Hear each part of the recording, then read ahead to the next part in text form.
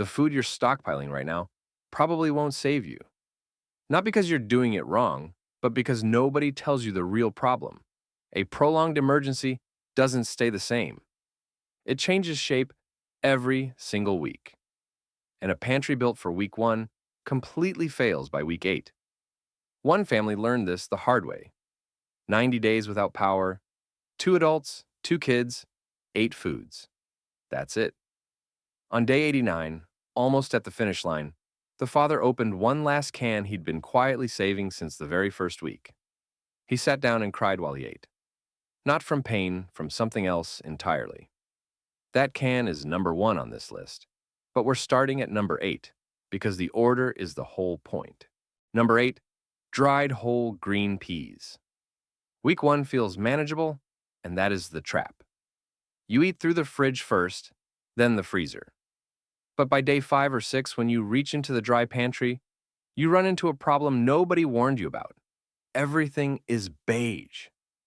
Canned goods, dried grains, and legumes all share the same tan, brown, or gray color range.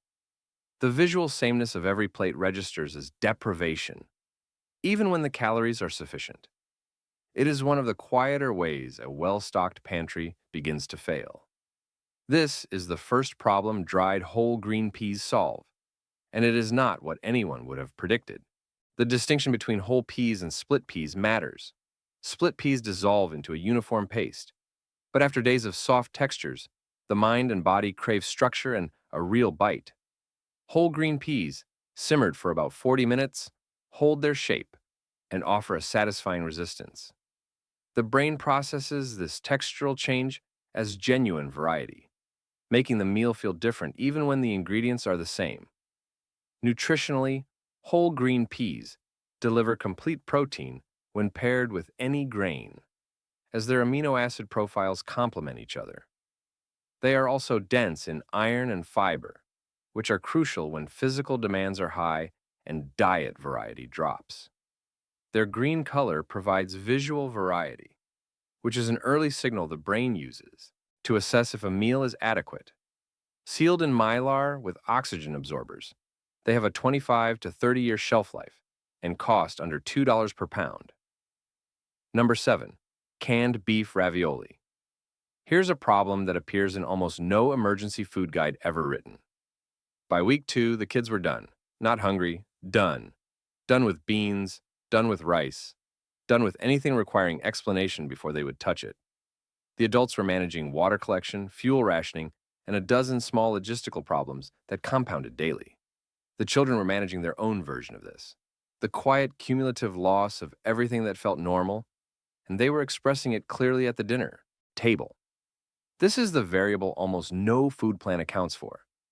You can build the most nutritionally complete, carefully sourced pantry imaginable. If the children in your home refuse to eat what is in it, you now have a morale crisis sitting directly on top of a logistical one. And those two problems combined are significantly harder to manage than either one alone. Morale affects decision-making. It affects how adults communicate under stress. It affects the psychological stability of the whole household. A table where children are refusing to eat is not just an inconvenience. It is an early warning sign of household cohesion starting to crack. Canned beef ravioli fixed that in a way nothing more nutritionally sophisticated could have. The reason is not about macros. It is about memory and association. A child who has eaten canned ravioli 50 or 100 times before carries a positive, emotional imprint of that food. The specific shape of the pasta, the familiar tomato sauce, the smell when it warms, when everything around them is unfamiliar and disrupted. Food that looks and tastes exactly the way it always has functions as an anchor to normality. It communicates something no amount of carefully balanced nutrition can, that some things are still the same. In a household where almost nothing feels the same, that signal is worth more than its calorie count. From a practical standpoint, the nutritional profile is genuinely solid. Complete protein from the beef filling covers essential amino acid requirements. Complex carbohydrates from the pasta provide sustained energy rather than a quick spike.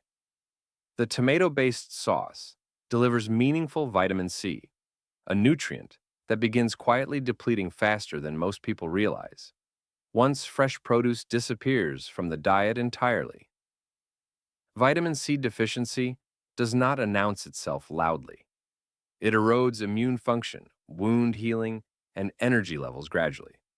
The tomato sauce helps slow that process at exactly the point when it matters most. Preparation is zero. Open the can, warm it over a burner if fuel allows. Eat it cold if it doesn't. It holds up either way. Shelf life 2 to 5 years, depending on storage conditions. Cost under $2 per can at most grocery stores. The table settled, but week 3 brought something quieter than hunger or morale, and in some ways harder to recognize and fix. Number 7 is canned beef ravioli. By week 2, the kids were done with beans and rice. They were refusing to eat, creating a morale crisis on top of a logistical one. Canned ravioli fixed this because it is familiar. The specific shape, sauce, and smell act as an anchor to normality for a child.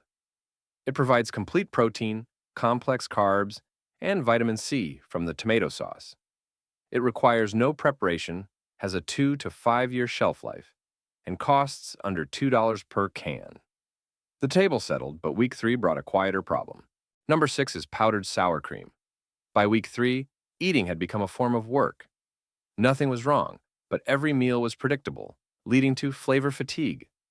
This can cause a 15 to 20% drop in caloric intake, purely due to a decline in palatability. Powdered sour cream reverses this because it provides both fat and acid, which are scarce in a dry pantry.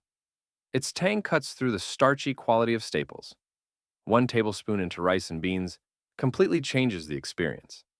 It also contributes fat and dairy protein, and a container costs under $8. Flavor fatigue was addressed, but week 4 brought a new problem. Number 5 is canned pork loin.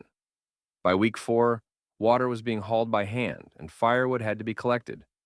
The body was doing hours of physical labor, requiring more protein and fat than legumes can provide. Canned pork loin, a real anatomical cut of meat, directly addresses this gap. It has higher protein density and delivers sustained caloric energy. Its recognizable texture also provides a psychological sense of adequacy. It has a 2 to 5 year shelf life and costs under $5 per can. Physical capacity held, but week 6 brought something strength alone couldn't manage. Number 4 is canned beef tamales. A minor illness swept through in week 6.